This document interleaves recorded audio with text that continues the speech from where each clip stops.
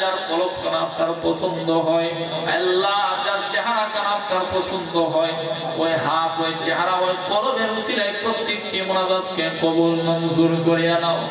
আয় আল্লাহ আমাদের সকলকে বারবার মক্কা মদিনা যাওয়ার তৌফিক দাও।